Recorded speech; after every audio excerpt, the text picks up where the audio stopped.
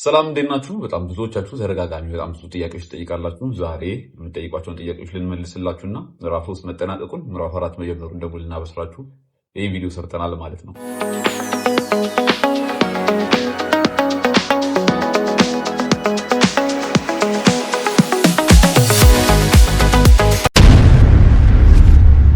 ሰላም እንዴት ናችሁ? ዛሬ ከዮናስ ጋር ባለፈው በነበረኝ ቆይታ የት እንደሄድን ባጭሩ የማሳያችሁ ይሆናል።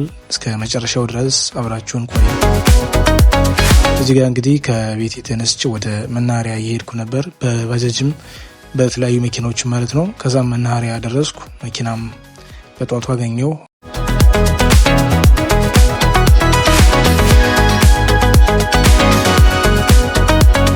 እንደተለመደው መንገዳችን ጀመርን ማለት ነው። ያው ረጅም ባይሆንም መንገዱ ትንሽ እንደማሰልቸት ይላል። ምክንያቱም መኪኖቹ በጣም የተለያዩ ብዙ ማቴሪያሎችንና ሰዎችን አንድ ላይ ስለሚጭኑ ማለት ነው።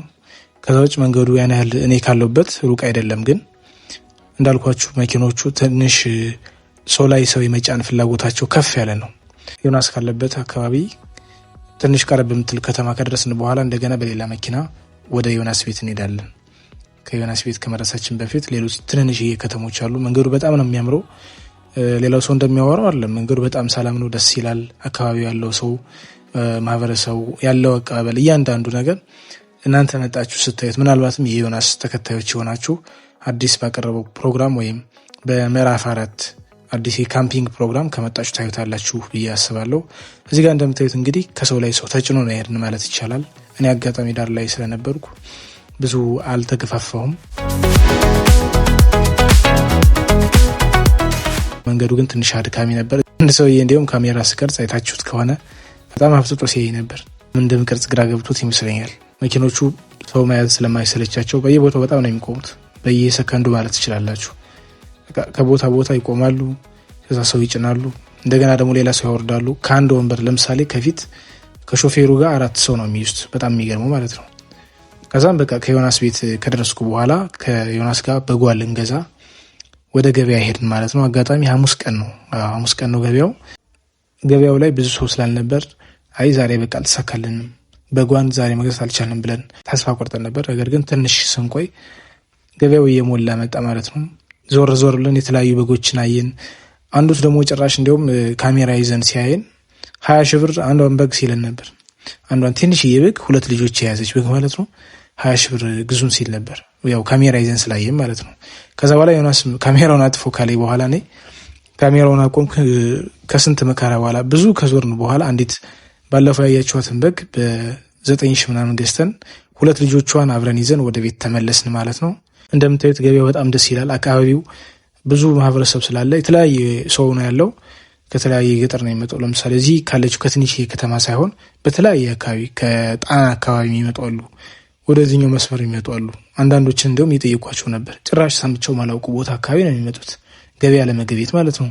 አህዮች አሉ፣ ከብቶች፣ በጎች፣ ፍየሎች፣ በሬዎች፣ በጣም ብዙ አይነት ሽያጭ ነው ያለው እዚህ አካባቢ። እንግዲህ አሰቡት። ከዚህ ከሁሉ ግብይት በኋላ በጋችንን ይዘን እንግዲህ በባጃጅ ነው ወደ ቤት ሄድ ነው ማለት ነው። ሷን አታረለ ያ4 ሺህ ነው ደብር ከሱ ጋር ከሻጩ ጋር ነበር።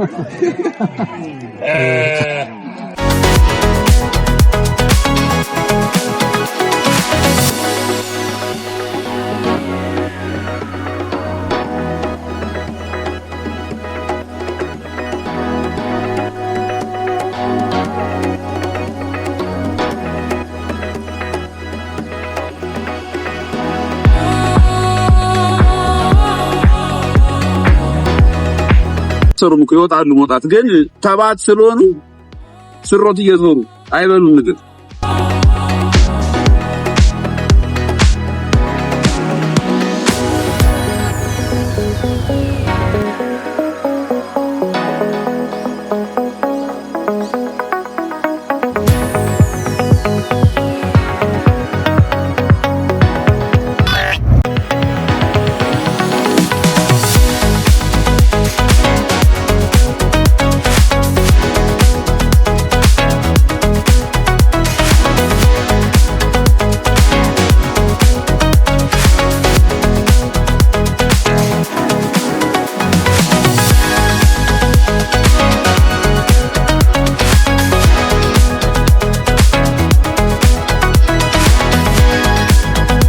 ከሄድን በኋላ ከመድፉ ጋር እንደዚህ ሰልፊ ለመነሳት እየሞከርኩ ነበር። መድፉ የዮናስ ውሻ ማለት ነው። በጣም የሚገርም ውሻ ነው። በጣም ካሉት ከ4 ውሾች እኔ በጣም ወደው ቢኖር መድፉ የሚባለው ነው። እውነት ለመናገር በጣም የዋህ ነው። በቃ ታጋሽ፣ ቸር ማለት ይቀላል። በቃ እውነት ለመናገር ረጋ ያለ ነው። ለምሳሌ ዋሮ የምትባለው እናንተን ካየቻችሁ በቃ ከእናንተ ጋር መጫወት በጣም ትፈልጋለች።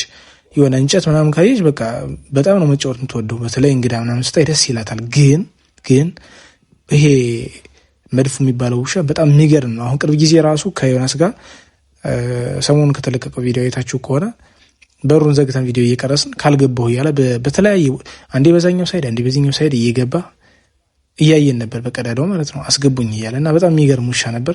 እዚህ ጋር እንደምታዩት ከዮናስ ጋር በግ የሚሸጥልን ሰው እየተዳደርነው ነበር። በመጨረሻም እንግዲህ እግዚአብሔር ፈቅዶ እዚህ ሰውዬ ጋር በግ ግዢ አድርገን ወደ ቤታችን ተመልሰናል ማለት ነው። በጓን ገዝተን ከመጣን በኋላ እንግዲህ ሁለተኛውን ቪዲዮ ልንቀርጽ አስበን ሴታፕ እያዘጋጅን ነበር። እንደምታዩት ዮናስ ከላይ ላይት እያስተካከለ ነበር። እኔም ከኋላ ሆኜ ካሜራዎችን እያስተካከልኩ ነበር። ሜን ካሜራ አድርገን የምንጠቀመው አይፎን 14 ስልክ ነው። እዚህ ጋር እንደምታዩት ዮናስ ቪዲዮ ተጀምሮ በአንደኛው በሜን ካሜራው ንግግር እያደረገ ነው። ይህም ሁሉ ቪዲዮ ከቀረጽን በኋላ ነው እንግዲህ ኤዲት ተደርጎ ብዙ ልፋት፣ እንደምታዩት ብዙ ልፋት አለው። እኔ ከቀረጽኩ በኋላ ወደ ቤት ሄጄ ነው ትንሽ ረጋ ብዬ ኤዲት አድርጌ ከዛ በኋላ ምንለቀው። እንደምታዩት ቀላል አይደለም። ላይት ካስተካከልን በኋላ በሁለት ሳይድ ነበር አጋጣሚ የቀረጽ ነው። እውነት ለመናገር ይሄን የቀረጽ ነው ቪዲዮ ብዙ ሰው አላየውም። 5000 ምናምን አካባቢ ሰው ያየው። ለምን እንደሆነ አላውቅም። ምናልባት መልእክት ምናምን ብቻ ስለሆነ ይሁን የሚያዝናና ነገር ስለሌለ ይሁን አላውቅም። ብዙዎቻችሁ አላያችሁትም። 5000 ምናምን ሰው ነው። ወደ ዮናስ ቤት መምጣት የምትፈልጉ ሰዎች ይህንን ቪዲዮ አይታችሁ ውስጡ ላይ ያለውን እያንዳንዱን ነገር ካላወቃችሁት ምንም መምጣታችሁ ጥቅም የለውም። ወይም ደግሞ ቴሌግራም ላይ ገብታችሁ ስትመዘገቡ እሱ የሚጠይቃችሁን ጥያቄ ለመመለስ ብቁ አትሆኑም ማለት ነው። ምክንያቱም እሱ የሚጠይቃችሁ የተለያዩ ጥያቄ አለ። እሱን ለመጠየቅ ወይም ጥያቄያችሁን ለመመለስ መጀመሪያ እዚህ ጋር የሰራነውን ቪዲዮ መመልከት አለባችሁ። ዩቲዩብ ላይ ገብታችሁ ወደ ቤታችን መምጣት የምትፈልጉ ከሆነ ይህንን ቪዲዮ ስሙ የሚል ርዕስ ያለው የዮናስ ቪዲዮ አለ። እሱም በሙሉ ከጫፍ እስከ ጫፍ መመልከት አለባችሁ። ካልሆነ ግን መምጣታችሁ ምንም ጥቅም የለውም። ስትመጡም እዚህ የጠበቃችሁ ነገር ላታገኙ ትችላላችሁ። ቪዲዮ ላይ የተለያዩ መልእክቶች ተቀምጠዋል። መሆን የለባቸው እንዲሁም ስላመጣጣችሁ ከመጣችሁ በኋላ ምን ማድረግ እንዳለባችሁ፣ ምን አይነት ሰው ይመጣል፣ ሲመጡ ሰዎቹ ምን አይነት ክፍያ ይከፍላሉ የሚለውን እያንዳንዱ መልእክት በዛኛው ቪዲዮ ታገኛላችሁ ማለት ነው። እዚህ ጋር እንዳያችሁት እንግዲህ ያንን መልእክት አስተላልፈናል። አጋጣሚ እኔ በሴታፕ ቁጭ ብዬ ዮናስ ከኋላ ሆኖ ካሜራ እያስተካከለ ነበር። የዮናስ ቤት እችን ትመስላለች። በጣም የሚገርም ሰፈር ነው ያለው። ውሾቹ፣ ከብቶቹ፣ ሁሉም እንስሳቶቹ በጣም እውነት ለመናገር በጣም ነው ደስ የሚሉት። እዚህ ጋር ከገበያ ቆይተን ስንመጣ ነው ቅድም እንዳያችሁን ከገበያ ደርሰን ስንመለስ ውሾቹ እየተከተሉት ነበር። ዮናስ እንኳን ደህና መጣ የሚል መልእክት ይዘው ማለት ነው ከኋላ ሲከተሉት ነበር፣ ለመጫወት ሁሉ ሲሞክሩ። እንዲሁም እሱ ረፉ እያላቸው ነው እንጂ በጣም የሚገርመኝ የነሱ የዮናስ ውሾች ባህሪ፣ ትዕዛዝ ሲቀበሉ በቃ ቶሎ ነው የሚሰሙት። ማለት ረፉ ካላቸው ያርፋሉ። ና ሲሉ አንደኛው ውሻ ለምሳሌ ይመጣል፣ ቀጥሉ ካላቸው ይሄዳሉ። ረፉ ሲላቸውም እንደሰው። ከዛ በኋላ እኔም ወደ ቤት ከመጣው በኋላ ይሄኛውን ቅድም ያልኳችሁን ለካምፒንግ ፕሮግራም ብለን ያዘጋጀነውን ቪዲዮ ኤዲት እያደረኩ ነበር። ከተመለስኩ በሁለተኛው ቀን ማለት ነው። ከዛ ከ2-3 ቀን በኋላ አልቆ እንግዲህ ቅድም እንዳልኳችሁ ዩቲዩብ ላይ ተጭኗል። እዛ በኋላ ወደ ቤቴ ለመመለስ ከዮናስ ሰፈር እስከ ትንሽዬዋ ወይም ከዮናስ ጠጋ ብላ ወዳለችው ከተማ በባጃጅ ነበር የተጓዝኩት። ባጃጅ እንደምታዩ ፊት ለፊት 3 ሰው፣ እንዲሁም አጋጣሚ 3 ሰው ብቻ ያዘ እንጂ ከኋላ ወደ 6 ሰው፣ ከፊት 3 ሰው፣ 10 ሰው አካባቢ ነው የሚይዙ በአጠቃላይ። እና መጨረሻ እንደዚህ ብዬ ወደ ቤቴ ተመለስኩላችኋለሁ። ለዛሬ የመጣሁላችሁ ብሎግ ይህን ይመስላል። እስከ መጨረሻው አብራችሁ ከነበራችሁ በኮሜንት ሀሳባችሁን አሳውቁኝ። በቀጣይ ሌላኛውን የፈረስ አጠባ ወይም ፈረሱ ልናጥብ ጣና ስንሄድ ያለውን ቪዲዮ አሳያችኋለሁ። ስለነበረን ቆይታ አመሰግናለሁ። ሰብስክራይብ በማድረግ ቤተሰቡ ነው።